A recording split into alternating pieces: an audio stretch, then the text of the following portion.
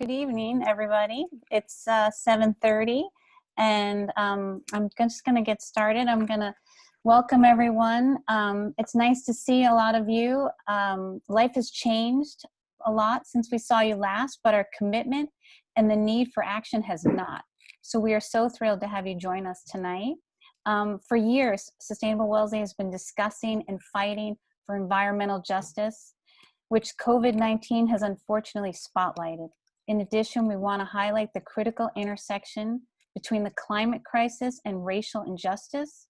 There is a disproportionate impact of the fossil fuel infrastructure and other sources of pollution on communities of color. And tonight you will hear a variety of ways the Wellesley community can take action to recognize and to assist communities being hardest hit. So now more than ever, we need to make a difference, so let's get started.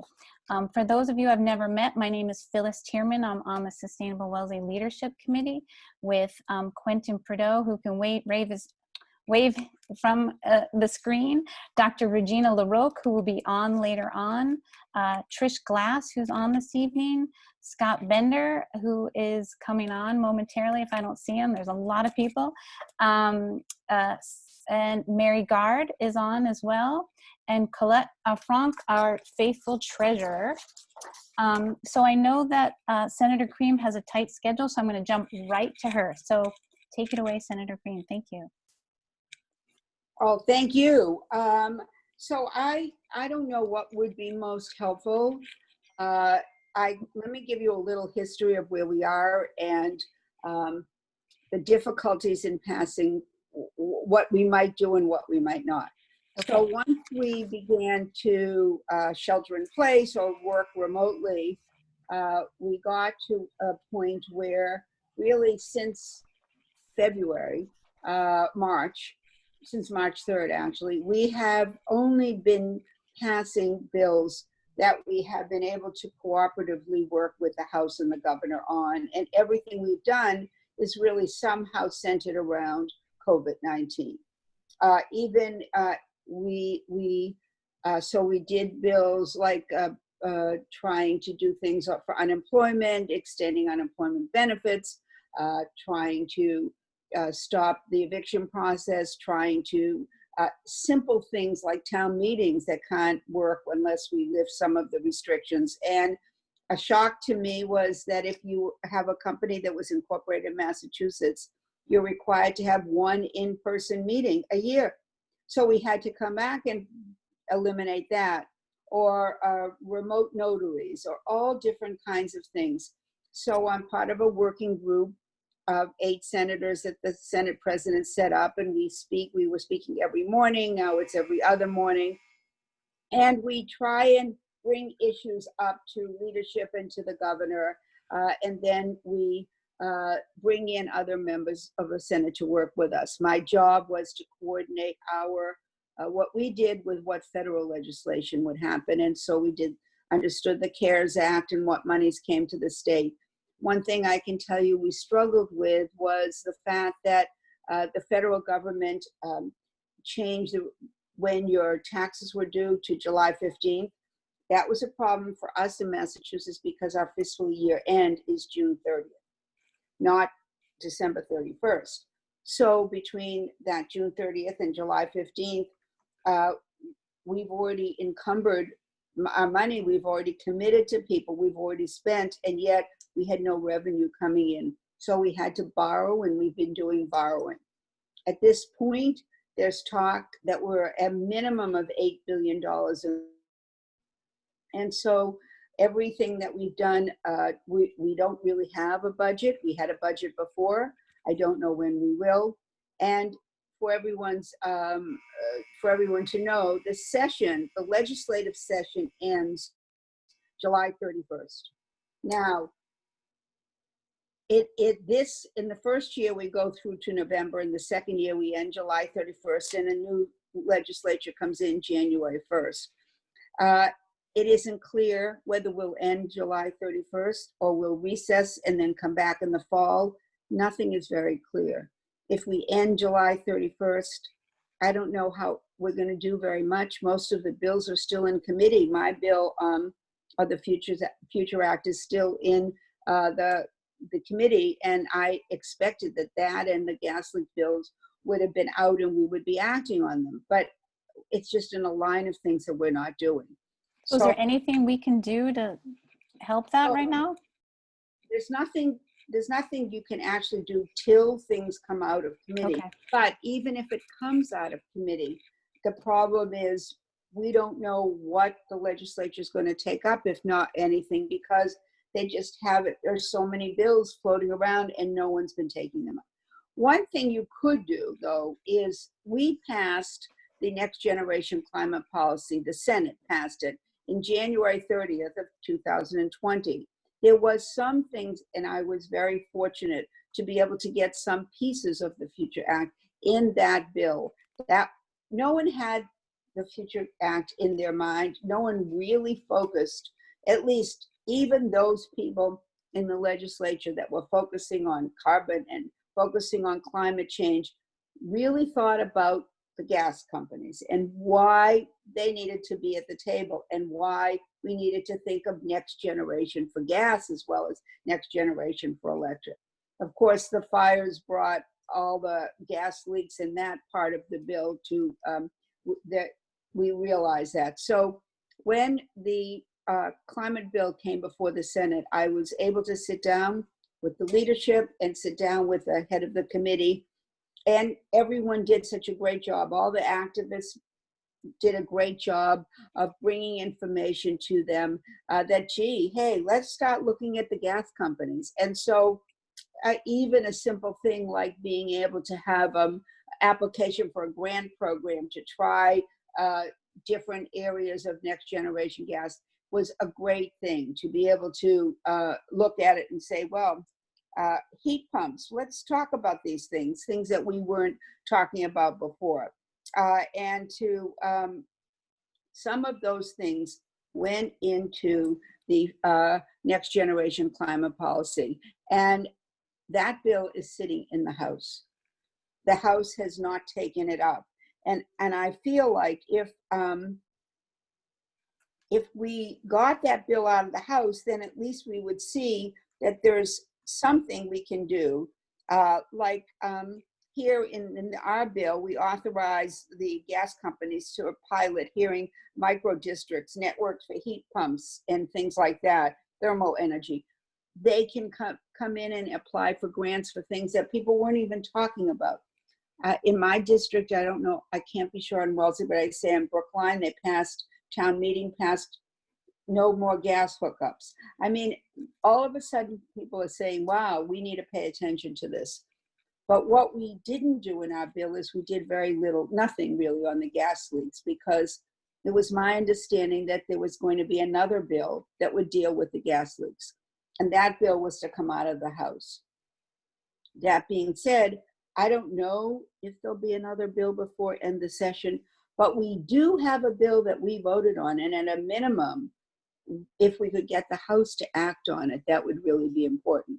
So I think that one thing you could do is like partner with people across the state, because the truth is that your legislators are all, I think we're all on board. And you could call Representative Peisch and lobby her, but she's there. And I think it's a matter of like either working with HEAT or Mothers Out Front or other groups in other parts of the state to say, look, where are we? Why isn't there a climate bill? And why hasn't the House taken up something? Now, I don't know if the House in the mind to take something up, but we're running short of time. I think the bill that my future bill may not come out until the end of July. And I don't have a crystal ball to tell you whether we're going to get called back in the fall or not. It all sounds very bleak, but I had a lot of optimism, and that optimism is now called COVID-19. And I'm not optimistic about things happening, whether it's this or other things. I mean, not that this group, but for instance, Roe versus Wade, that whole issue, the Roe Act. I was excited. It looked like that was going to happen. I thought something on climate was going to happen. There's so many good things, and yet we're not moving them. So I do think, though, the fact that ours moved is one thing you can do, is to see where the house is on it. Okay, great. Does anyone have any questions you can put in the chat before Senator Cream has to jump on to her next call? I know you all write to me, and I know as I see who the participants are, I get lots of letters or calls, and you're all great. I'm in awe of how vigilant you all are and how hard you're all working, and I think that's really important. I just hope we can get somewhere with it. Well, thank you so much for all your hard work and your efforts, and we support your environmental climate change acts, and we'll do our best to help get them across the finish line when the time finally happens.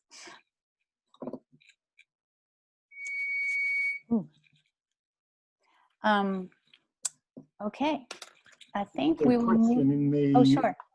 In the chat that says, what provisions of the Future Act made it into the Next Generation Climate Bill? So one thing came in that Eversource was trying to do some partner to try and bring some new programs in and apply for funding for new next generation gas. And we allowed that to happen, which that was not able to happen. And we made some changes to the direction of the Department of Public Utilities. So we set up a system where they would work on price and stability of supply, but fairness, reduction in greenhouse gas emissions, things that, language that was not ever considered before. We reinvigorated the Massachusetts Clean Energy Center, authorizing it to fund a broader array of pilots, and that would be a pilot program for different next generation gas. And so that language, the language that when the Department of Public Utilities makes recommendations, they also have to think about gas as well as electric. So these are small changes, but they brought the issue into the bill. And I think that was something that we worked with the activists, and they seemed pretty happy about. It wasn't clear that Eversource was going to be able to do their pilot programs of thermal energy. And I mean, even that discussion, pictures of what it all would look like came and everybody talked about it. And that was something that had never happened before. So I think people were happy about the pilot. I don't know with all what's happened where these pilot programs are these days. So, but that came into the bill. It hasn't gone through the House, so probably it hasn't been able to go forward at this point. Any other questions? So, you know, what this is kind of suggesting to the gas companies that they find new lines of work, new areas, that they use the same pipes, and that through those pipes, can they use those pipes for steam? Can they do something with the existing structure? And that's what we need to find out in pilot programs to really show that these things can happen. Great. I think we definitely have relationships with the Mothers Out Front and HEAT folks, and we will continue to reach out to those and see if we can help and talk. We'll also be talking later on about heat pumps and some of the gas issues that you mentioned. So, well, so one thing that the bill did was establish a climate policy commission. That would be an independent watchdog to oversee the government's handling of crisis. And that, if that had happened, we would have had may have seen some difference when we had a crisis. So we want to reduce emissions, and that policy commission would be focusing on doing those kinds of things. And that isn't something that we have. We haven't paid enough attention to this, and this bill would do that. Okay. Senator Cream, I see one more question for you. Is there any update on the emergency mosquito spray bill, which would override our local boards of health? Okay, so that bill has to go through committee and voted on. It looked like it was just going to happen because the governor wanted it to happen, and that's what we all got nervous about. And I think that they're going to, it is going through committee, and my understanding is that if it has to happen in places, it might happen, but it would happen with our permission. It wouldn't be something that could happen without us knowing anything about it, and it wouldn't be a repetitive thing. It hasn't come out of committee, but I think we put some reins on it. I got lots and lots of calls about that. And in some areas, though, they really want it. They need it. They're having a problem. The question is, some places aren't having a problem, and it wasn't clear where the spraying was and where it was going to end. So that is in committee, and I think we put a little hold on it, but it'll still happen where it needs to. Okay. But again, you know, that's an example of where you guys might hear something before I do. And it's always great to hear from you and get information from you so we can move forward with it. And I know by just looking at who the participants are, that I do hear that. So that's a good thing. Well, we'll keep reaching out to you. Good, I like that. Anything else you want to share with us? No, I do know that a lot of people, I did have a meeting with a group of young people in Brookline and Newton high school students who were only interested in carbon reduction and carbon pricing. And while we did a little something different, we gave the governor a choice as to how he would bring a deal with carbon, maybe by joining a pact with other states. But I met with these young people, and I have to say, whether it was issues with regard to gun violence or climate change, these young people they really know what they're doing, and they're working hard, and it's their climate and their planet. So that was really good, and they were a really nice group of young people, and I think that's something to encourage the young people to keep fighting for their climate. That's a good segue, because we have a young student who's following you. You Oh, have big shoes to fill. Oh, that's funny. I didn't know that, but I mean, I really thought that the young people that came in, they had a great presentation, and I know. I mean, I worked on a gun bill for the red flag bill when we passed it in the legislature.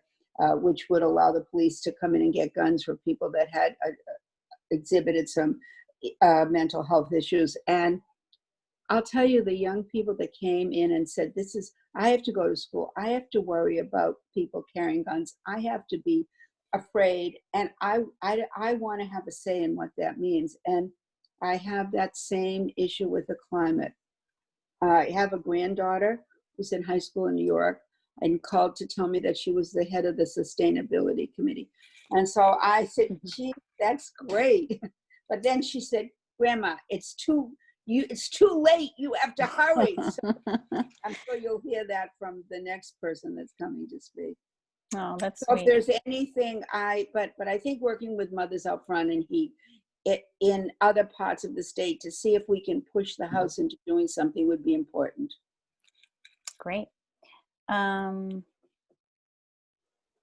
just seeing one more comment, but I don't think has to do with Cynthia. So thank you, Senator, so much for your time tonight. Thank you so much. Have a lovely evening. To all of you. Have a good night. Take care. Thank you. Bye. So I realized I wanted to get Senator Cream on, and I didn't go through like some housekeeping things. So I just wanted to let you know that welcome to our first online action meeting. Let us know what you think. You can email us or put it in the chat. In the future, we hope to have some breakout rooms like we do in real life, and in our new real life, we'll try to do those online. As you may saw, this is actually being recorded, and we are having you on mute. And thank you. We'll continue to keep it muted until the question and answer session in the end. If something occurs to you, like I see Deb just posted a question, feel free to put it in our comments, and we're going to get to the questions at the end. And one thing just to point out, our last meeting action meeting was all about the renewable energy citizens petition, which many of you were there for that. And we just wanted to give you an update.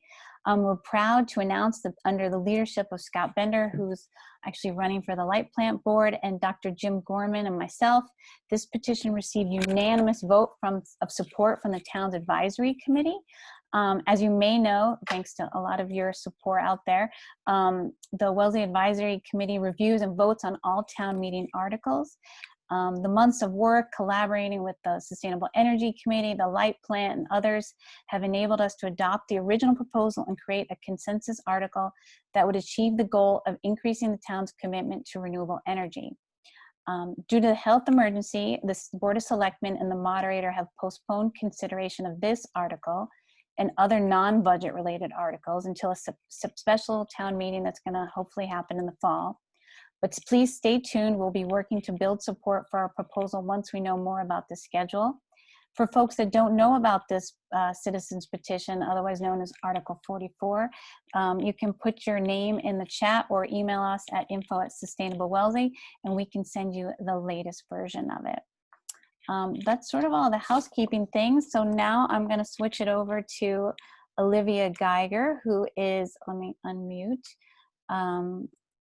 She is a Wellesley High School graduate. I met her when she was at Wellesley Middle School. Now she's a rising senior at Amherst. And she's just been on the sustainability climate. She's been working hard for the climate for a long time. And she has some things to say to our students and to adults out there. So Olivia, I believe I just gave you co-host status, so I think you can do the slides. Yes, let me check it out. Okay. Let's see, here we go. So, hi everyone. It's nice to see some familiar faces. Like Phyllis said, I graduated from Wellesley High School 3 years ago, actually to the day, which is kind of funny. Oh, really? That's yeah, June 2nd. And I go to Amherst College now, where I've been working on sustainability stuff there. And I made this document to share with students for Earth Day, because we were trying to figure out kind of what to do with this 50th anniversary of Earth Day that would be basically all virtual. And so I kind of made this guide for what you should do to stay kind of involved and engaged on climate from home. And I've expanded it now for Wellesley, and it has really grown in the past month since Earth Day, just because there's so much more that I feel like needs to be discussed. So I wanted to talk about first these twin crises that we're facing right now. There's the crisis of COVID-19 and the racial violence that is kind of all over the news. I feel like it's impossible to talk about anything without acknowledging that and considering how it intersects, especially with something like climate change, which, as you can see in my little graphic, is kind of the third crisis wave looming over and above and around these twin crises that we're really in the middle of right now. Just because our focus is on something else doesn't mean that climate goes away. But what I think it offers is kind of an opportunity to really consider the intersection of these three things. So the way that I see it, there are two approaches to kind of addressing this intersection of racism, climate change, public health. There are the immediate needs, I think, that people on the ground have, especially as they're protesting racial violence, which is like bail funds, support for protesters, food insecurity. And Phyllis will, I think, share a document that she and I and Bella, who is the sustainability fellow I met earlier today, have all kind of collaborated on. And so I was trying to think of some ways that you can assess and kind of tend to those immediate needs while still keeping sustainability and climate change in mind. And I think food security is one where there's like a direct tie to sustainability. So I've linked to some like urban farming places that are led by like Black women that are bringing food to protesters in communities that are like kind of hit hardest by the coronavirus and don't have access to good food that I think are worthwhile. But then the second piece of this, kind of assessing the intersection of these three crises, is kind of long-term change. And that's what I'm really interested in and really interested in sharing with you today. And I think that what is really important to think about is that even as these protests kind of fade away, the problem of racism, the problem of climate change are not going to go away at all. And we really have to assess and think about where we can kind of act right now to plan for the future and make sure that stuff like this doesn't happen, period. And I think that that really is where it becomes a question about the environment and question about the environmental justice movement. So on that document, there are a couple more links that I've given about organizations that are doing this kind of work that deal with kind of urban environments, which really I think of as part of the environment just as much as a natural park or a national park are. So investing in like urban environments, adding those sort of things, I think addresses like racial inequities, but also like environmental inequities too. The next thing that I think really gets at this question is the Green New Deal, which is kind of my hobby horse and passion project issue. So here is an excerpt from the text of the Green New Deal that I wanted to highlight, because I think that it's something that, even though it was written years ago, not very many years ago, but still in a totally different context, I think is something that really could have been written yesterday, or like reigns so true right now in terms of the language that is highlighted and the people who are at the center of it. It's people of color, people who have been historically oppressed, and frontline and vulnerable communities. So basically the question is how to support the Green New Deal, in my mind. And there's plenty of ways you can do that from home. So I've reinvented some 3 R's here because the old ones seem a little outdated. So the first one that I give some links to in this document that Phyllis will share is just to read. I think that it's so important to like take some of the downtime that perhaps staying at home has offered to really kind of look into what the Green New Deal is really saying, not just on like point by point level, but in terms of the overarching themes, and kind of consider how that intersects with the stuff that is really going on across the news right now. The other thing that I think is really important, and I apologize for becoming a little partisan here or political, I think that it's important to think about the fact that Ed Markey is our he's our senator from Massachusetts, and he's being primaried by Joe Kennedy. And in my opinion, I think it's essential to re-elect him. No judgment if you disagree, but he's the co-author, and I think he's essential to seeing it through. Then the other piece that is a little less political, I guess, is rallying behind it. The Sunrise Movement is a perfect example of a group that kind of focuses all their efforts exactly on this, and you can, through them, I've given links where you can call or write or just do postcards or organize in any way through their group on the Green New Deal.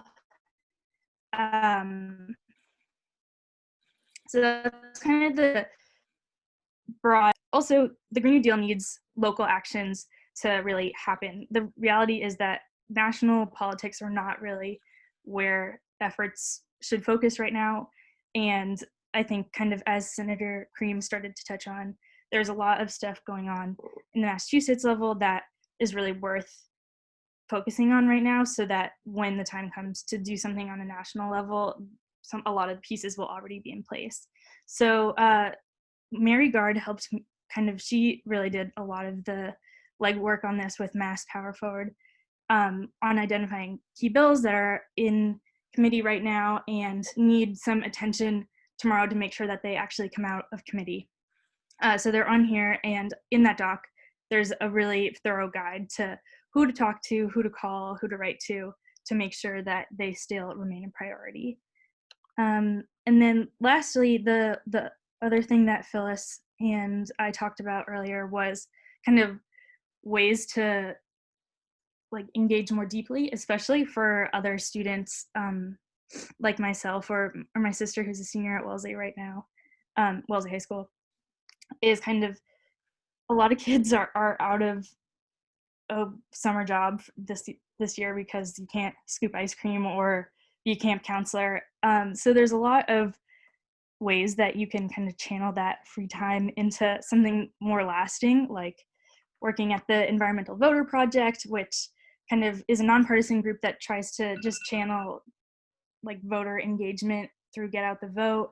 The Sunrise Movement, like I mentioned, Swing Left does a lot of similar stuff as the Environmental Voter Project, and just, I think, volunteering for campaigns that prioritize environmental issues and stuff like the past two bills that I mentioned are also really essential. So hopefully, it's 8:01. You have Maybe time. 10 minutes. You have time. If you have, we lost one of our presenters. So if you have a little more you want to talk about, feel free. Well, I think that is actually it. I was really trying to keep it under 10. You did a great job. But yeah, that is it. There's a lot more kind of info on the document that I shared. I think the kind of, as terrible as the whole coronavirus has been, I think there's one pretty powerful thing that's come out of it, which is this ability to kind of join activism wherever you are and across the country for like so easily. And I think that it's like it's easier than ever right now to kind of get engaged with stuff that is happening across the country on climate. So that's what I was hoping to kind of link people in on and show just the tip of the iceberg, as it were, for engagement. Don't say iceberg. Trigger warning. Olivia, thank you so much. I think what is important is, first of all, what all the different organizations she was talking about and things you can take action and do. It's linked in our chat, which if you, the chat box is on the bottom if you don't really do Zoom that much, but there is a link. And what I want to put out there is that for any students that are on this call or parents that are on this call or people watching it later, that these are like little actions you can do, and they matter, and I think you'll learn along the way, and there's a lot of coaching along the way. Some of them take all of 5 minutes, like the action we're encouraging folks to take tomorrow.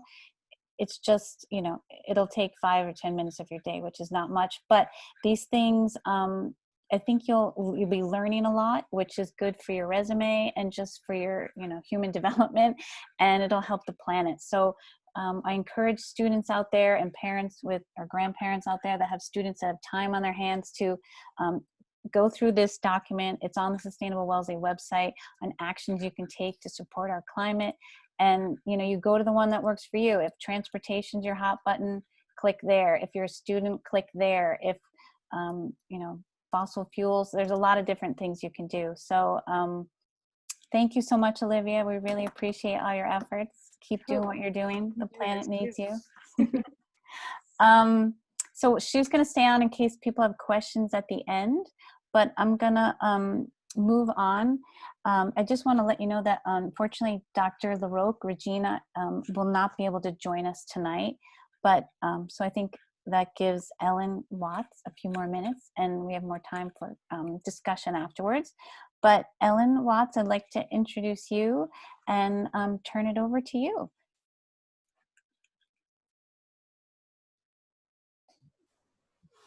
Olivia, I loved your good news story that the pandemic gives us even more time for focusing on activism. And I hope my follow-on remarks as an architect and a Wellesley resident will give us more reason to feel hopeful. Greetings, friends and neighbors. I don't know all of you, but I'm really delighted to be here with all of you as part of the Sustainable Wellesley virtual event. Briefly, I've been a Wellesley resident for about 25 years. I moved here when our kids were not yet in the Wellesley public schools, and they're now in their late 20s. I'm an architect and planner professionally, specializing in sustainable design and resilient planning. I've had a lot of volunteerism in my past.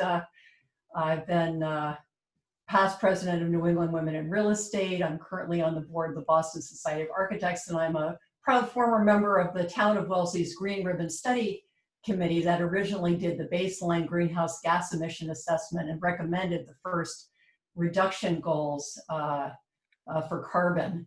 I'm also a very enthusiastic participant in our Wellesley Municipal Light Plants Voluntary Renewable Energy Program, although living in an 1890 Victorian house provides a lot of challenges for air leaks.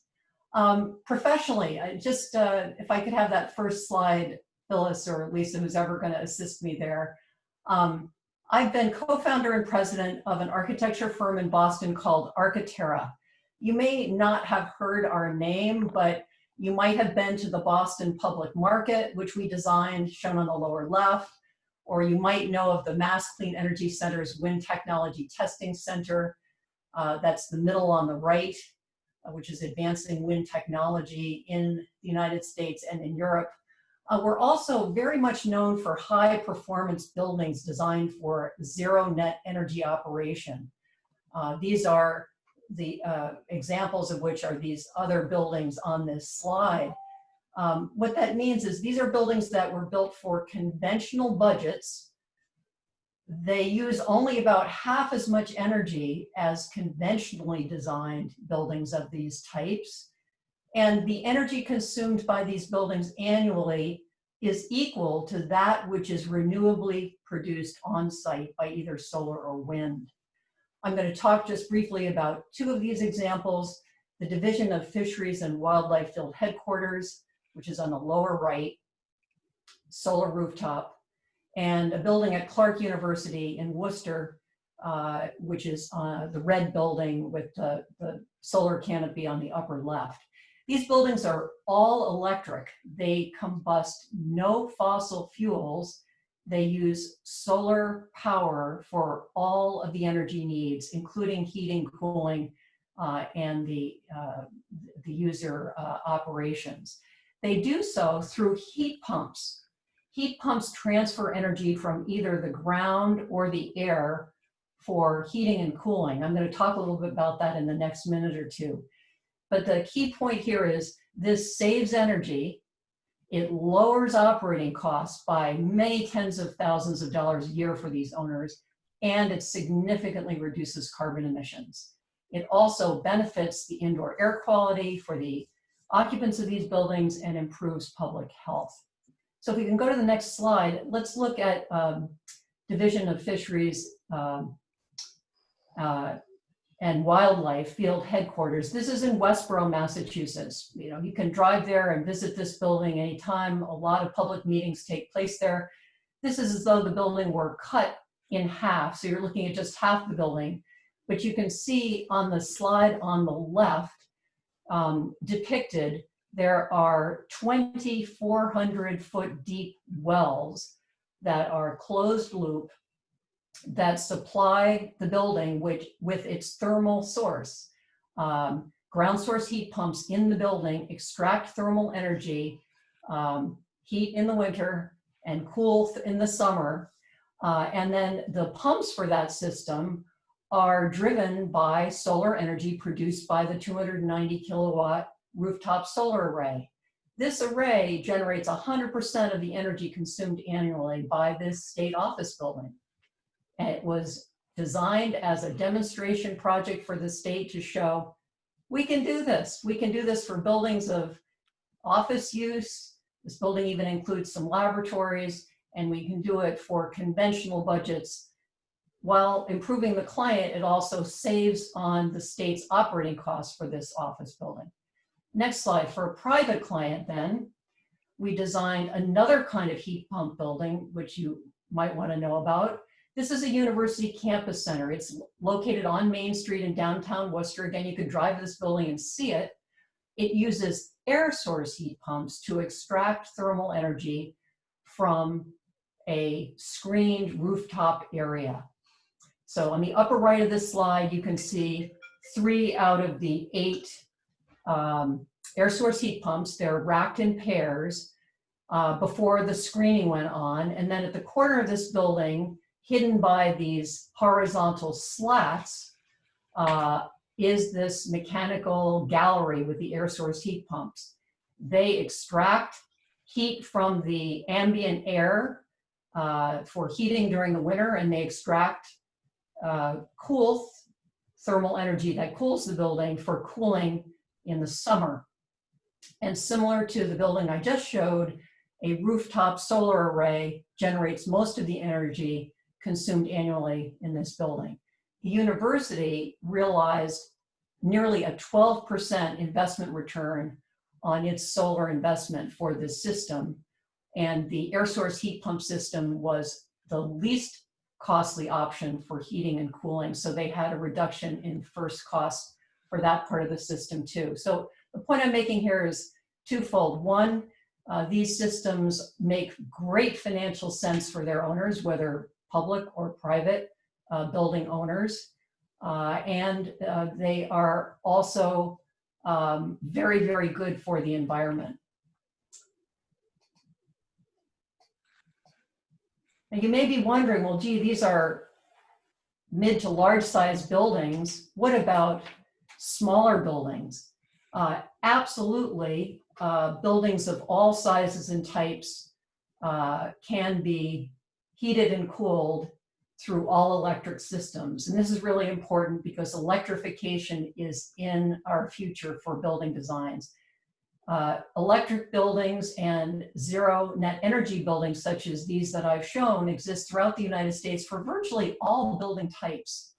And Wellesley's own Honeywell School has recently had a wonderful conceptual design study performed for it that looked at a lot of technical and financial options, and it validated the wisdom of an all-electric net zero air source heat pump approach. So very similar to the example I've just shown. So let's talk for a minute about clean heat. And we've talked about electrification of buildings in general. Let's bring it down to the residential scale, especially for those of you who might be thinking of building a new house or considering a major renovation or facing, unfortunately, the replacement of your heating system or your cooling system or your cooking equipment for that matter, or are excited about solutions for the climate that also save money while not costing more than conventional technologies. And if you just learn a thing or two about clean heat or electric buildings from this conversation tonight, maybe be good enough to share this information with your friends and neighbors. As many of you know, energy associated with buildings is very significant. It accounts for 40% of the US greenhouse gas emissions. So we really need to pay attention to buildings, including homes. Conventional heating and cooling exceeds all of the other energy use associated with buildings: hot water heating, lighting, plug loads, appliances, computers, all of that. And building heating alone, since we're in a heating climate requiring more heating annually than cooling, accounts for 30% of the greenhouse gas emissions in Massachusetts. And unfortunately, almost half of this energy is wasted, typically. To be smarter financially and reduce emissions, we need to know about heat pumps. And very, very briefly, I want to talk just a little bit about it. We also need better building envelopes, but I'm going to talk tonight about heat pumps.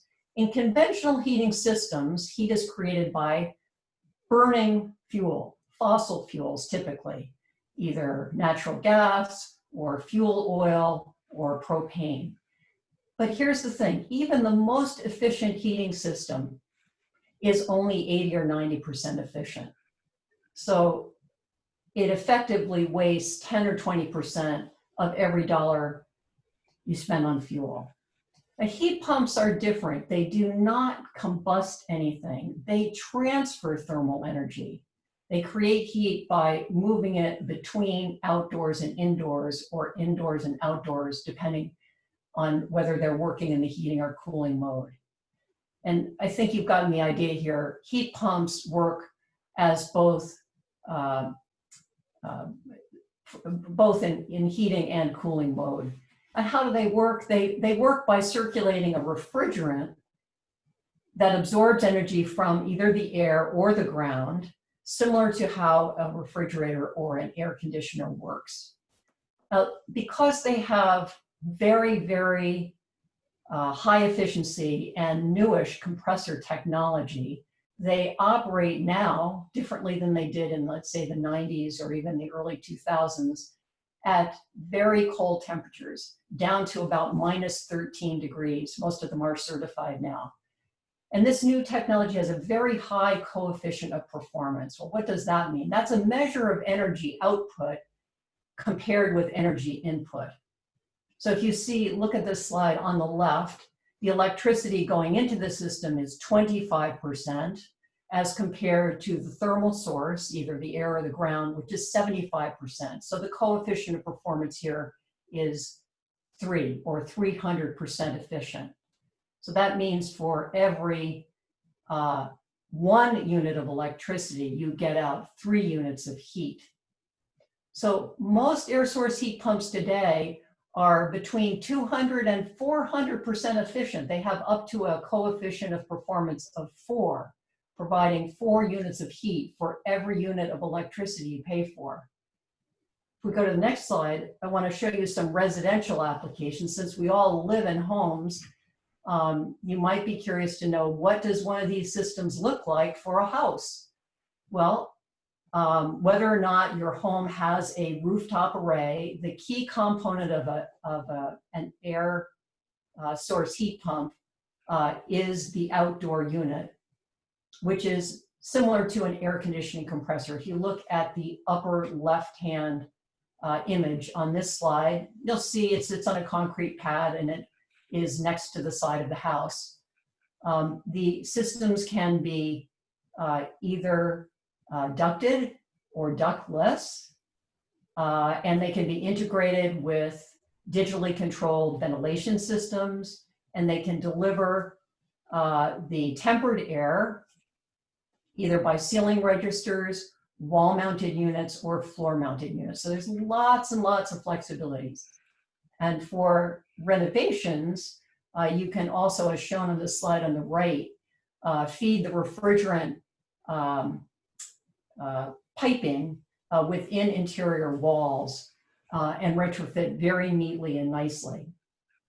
So heat pumps can be powered by 100% renewable sources, like the option offered by the Wellesley Municipal Light Plant. You can also operate it from rooftop solar or site solar.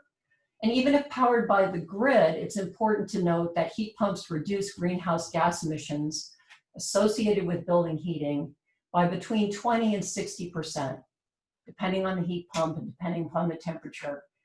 All the while, they're improving indoor air quality because they filter the air, and they're improving public health as well by diminishing the potential for particulates and toxic emissions and gas leaks.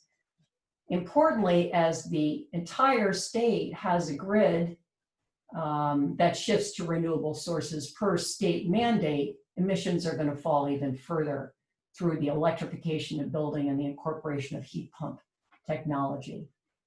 So then my final point for this evening, I wanted to make mention of the exciting news about municipalities taking action to promote electrification with respect to buildings. They're deciding that in order to protect the health and welfare of their inhabitants from air pollution, including that which is causing climate change, that they've got to take some kind of municipal action, even ahead of what the state may say or the federal government may say. And it's a wide range of actions that I can think of just in the last year. People are setting aggressive emissions targets. They're passing clean heating bylaws. They're also requiring zero energy and passive house certification for municipal buildings. One thing is common. There's widespread commitment to moving in the direction of complete carbon neutrality within the next few decades, meaning carbon sources are in line with carbon sinks, requiring us to reduce human-created carbon emissions by half. The state has legislated carbon reductions of 50% by 2020, 50% by 2030. I'm not sure I've got that mid goal correct, and 80% by 2050, with the governor calling for 100% by 2050. Beneficial electrification is key, and that means we rapidly need to convert to all electric buildings, vehicles, and appliances while we transition to clean energy. And in case you hadn't heard, the town of Brookline, depicted here in the lower right, these were 13 petitioners, citizens petition to pass the requirement to prohibit new fossil fuel infrastructure in major construction, new buildings and major gut rehab renovations. This warrant article was modeled on a very similar law that was passed in Berkeley, California. It's now been adopted by, I believe, several more municipalities in California. And there are 15 Massachusetts cities and towns considering this type of possible action. It was an overwhelming vote. I believe the vote was 211 to 3. And there were no opponents who spoke in opposition because of the painstaking research and the active dialogue in the Brookline community. And this research is now being shared with other communities. And that brings us to today. I'm excited to be part of the town of Wellesley's team, which is just launching the exploration of some possible future municipal action that might accelerate our town's transition to an all-electric future. And the way it's doing this is through the facilitation of the good folks from the Rocky Mountain Institute's Electrification Accelerator. As most of you perhaps know, this is a nonprofit that was based in Denver, founded in 1982 by Amory Lovins. He's on the upper right. He is a real energy guru and author of many books. Natural Capitalism was one of the ones that I first read. And these folks, led by Senior Associate Claire McKenna on the lower left, are going to host a series of monthly webinars starting in June for about 8 to 10 communities. And Wellesley is really fortunate to have been invited to be one of them. My teammates are Fred Bunger from the Sustainable Energy Committee, Mary Gard, who's on this call, Lisa Olney, Selectman, Regina LaRocque, and Mary Beth Martello. And we really look forward to sharing the reporting out about what we learn, what we hear, what we are wanting to get feedback about with all the people on this call and the many other concerned citizens, as I hope will join us in pursuing practical, affordable, and really healthy climate solutions. Thank you, Ellen. That was so helpful and inspiring. Those buildings are beautiful too. There's a couple questions for you. We only have like 7 minutes or so, but Ellen, Mary Gard is wondering if an air source heat pump compressor is as noisy as a standard air conditioner compressor unit. It is comparable. I should have mentioned that for those of you who may be facing replacing your boiler and realize in a flash that you would, if you purchased an air source system, you'd be getting an upgrade in your air conditioning too. The kind of compressor used in a heat pump is much more efficient than an air conditioning heat pump. So you get greater efficiency on the cooling side too. Just as an air conditioning condenser should be screened, should be located in a way that minimizes the transmission of noise to your neighbors as well as to your house. There is some thoughtfulness that needs to be put to that for sure, but it's comparable. It's not noisier, it's comparable. Okay, and a similar question, Robert's wondering if a heat pump technology, he's concerned that the refrigerant has a very high global warming potential. And I Yes. don't know if you can talk about that at all. I'm not a refrigerant expert, but I can say as an architect that every single year we learn about refrigerants that are banned and no longer specified by anybody who's a building professional. I know this is being studied very carefully. I know the people who install heat pumps for a living are very proficient at checking for leaks and making sure the systems are tight. And anybody who has any kind of heating equipment or cooling equipment should also have it regularly serviced for that reason. Okay, and the last question I see for you is, are you saying that with a gas boiler, you put in 100% gas or oil or electricity or propane, and you get out 80% of that energy as heat? With a heat pump, you put in 100% electricity and get 400% heat, is that correct? That's correct. The efficiency, the coefficient of performance of air source heat pumps will vary for the temperatures. At the very low temperatures, that you might get out 200% of the energy you put in. At more like the comfort temperature, the set points your thermostats are set to, you might get 400% efficiency. Ground source heat pumps have an even higher coefficient of performance. It's an incredibly powerful technology. The smart money, in my experience, wants to put these systems in place. It is not a hard sell. It is a technology, and I want to also acknowledge people may have heard air source heat pumps don't work at lower temperatures. And that was true with the old generation heat pumps, which are no longer what we're talking about here.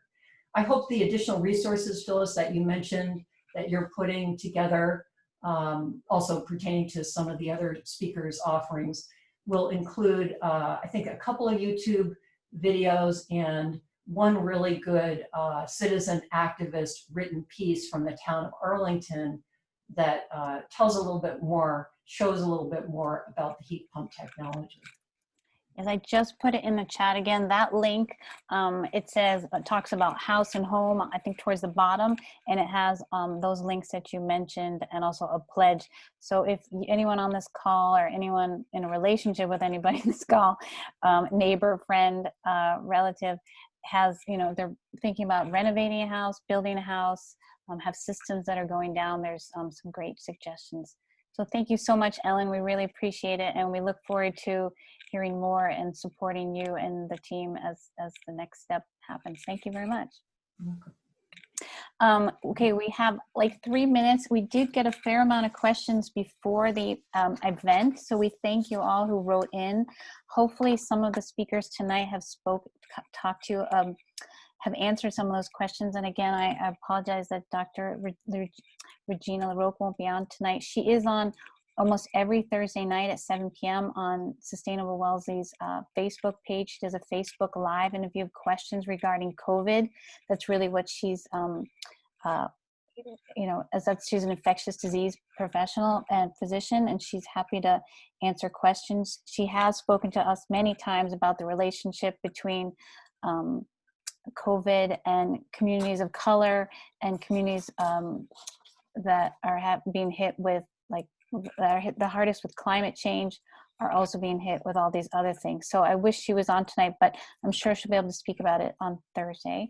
So stay tuned for that. Some other questions that came in, there's some big questions. They're like philosophical, full semester type questions. For example, what the Wellesley community can do about big corporations contributing over 60% of carbon emissions. I think what these action groups are really meant for is for us, we are all volunteers at Sustainable Wellesley, and if some of these topics that we've covered tonight or some of these questions that come up or something that you haven't even mentioned yet or something that really keeps you up at night or is engaging to you, and just email us or send us a note on social media, and we'll connect you with some others that are also feeling that way. And that's how all these things move forward, truthfully, is as a bunch of us get together and we like learn as much as we can, talk to as many people as we can, and figure out how to move it forward, whether it's tagging gas leaks, talking about pesticides on the lawn, doing a solarized campaign, renewable energy.